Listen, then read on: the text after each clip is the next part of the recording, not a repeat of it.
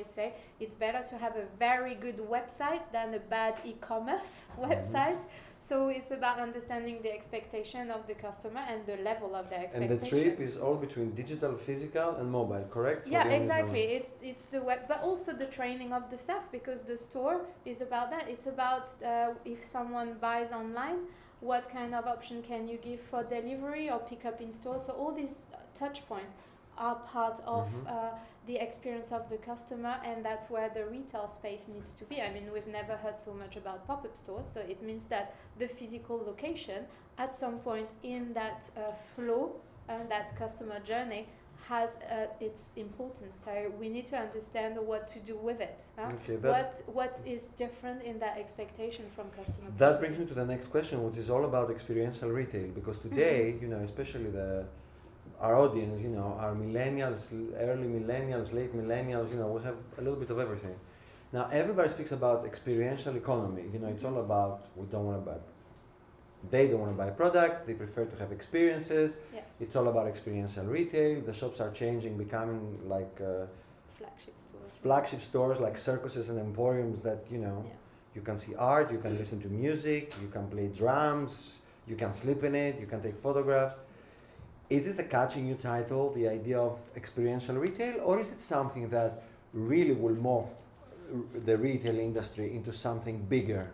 Well, in my opinion, it is very important to understand it exists, but as a brand, you need to understand the expectation of your customer. Again, you don't create a circus if your customer is conservative.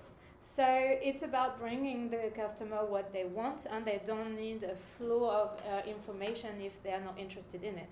So I agree on the fact that it's better to have less but better. So brands are closing down few stores to actually build better, bigger, better stores. It's important to reflect the DNA of the brand and to have this DNA at every single touch point, as we were saying earlier.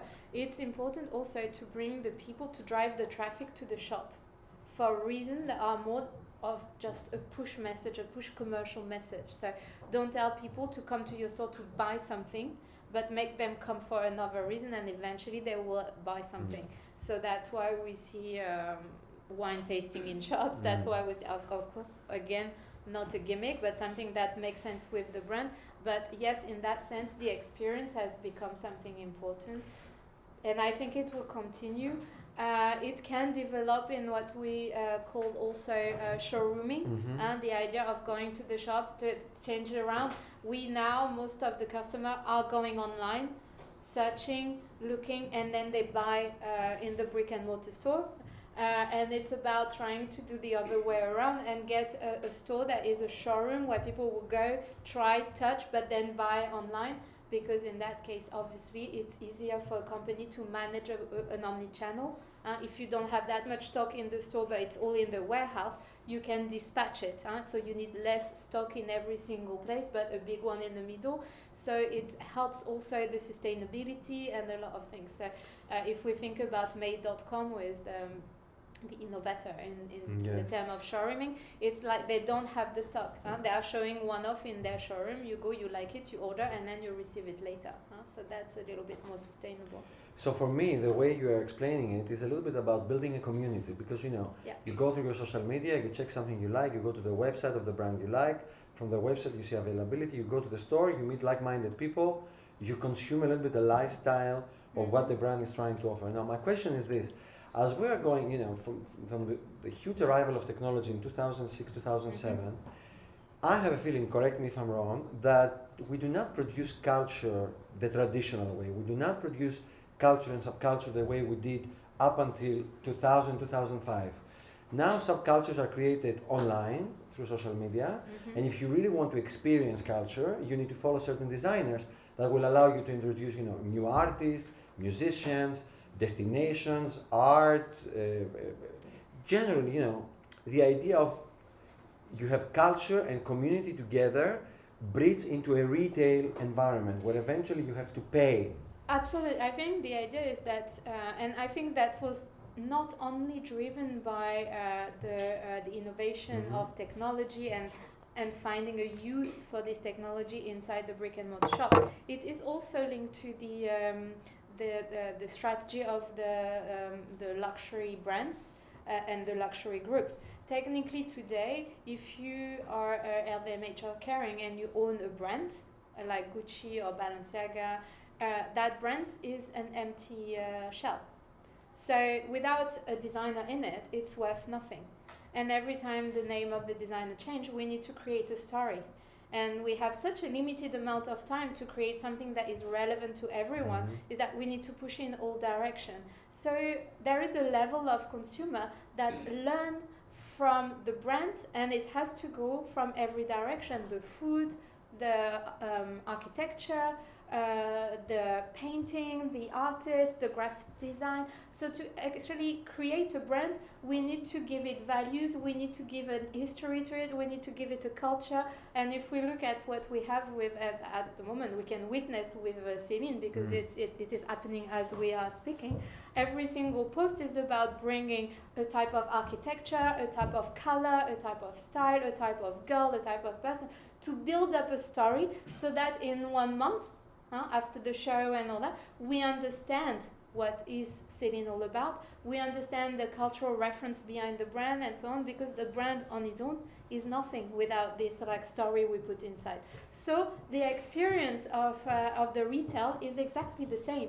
It's just one more thing that is here to represent the new, or the DNA that has been completely created for the brand. It's nothing like linked to the archives, we like it or not. I'm not saying it's That's great. why I'm smiling. I know, and I'm from the old world personally. I would love to think that a designer comes and he spends months in the archives and but that's not the way it happens. And we can judge, we can think that it's going to go to a car crash at some point, but that's not what we're talking about here. It's just, this is what is happening. In order to get an experience, we need to build a story, we need to create background for something that doesn't have any background, and then we need to understand the customer we get. So that's why it's gonna be interesting to see with Celine. It's so drastic and dramatic, I have to say. Anyway, that once we understand the customer, we can actually understand with technology what we can put in it, because what's their limit? Because what we were talking about is computer vision something that the customer would accept in a way they don't have to know if it's anonymous. You just look at the expression and to understand, are they smiling, is it too cold, is it warm, is it and then you get data. Again, data collection is the big thing, but no one knows what to do with the data. So once we have all these tools, all this technology that is implemented, how can we use it?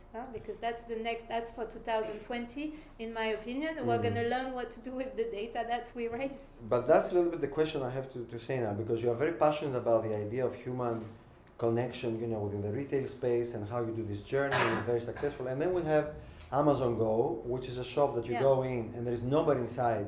You shop whatever you want, you click out, everything is charged automatically to you.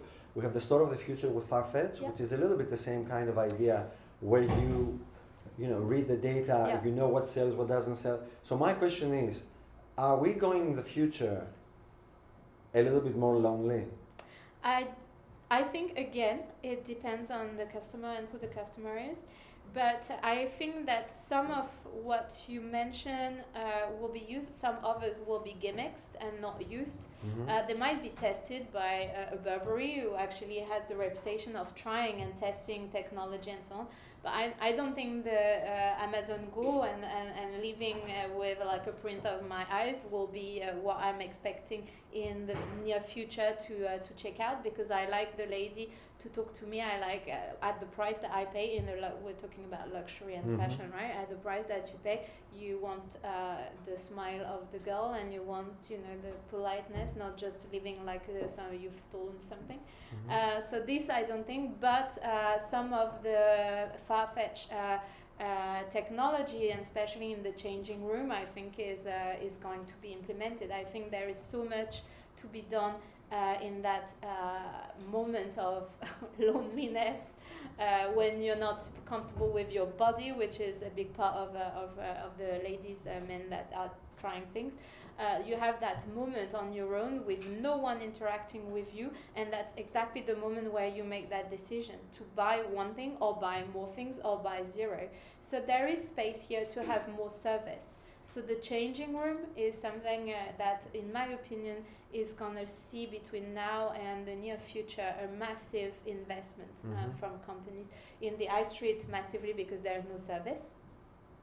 And in luxury as well, just to gather a little bit of that moment. Luxury copies a little bit the way the fast fashion operates, no? Because it was condemned, you know. But right now, if we see the drops and the price points of these drops, we see that most of the luxury brands, which in my opinion have downgraded into premiums, they operate within the very fast fashion business model. So that is a little bit confusing to me. How can you sell something, you know, on a retail price of entry level of 360, 400, yet communicated and distributed as it's a commodity?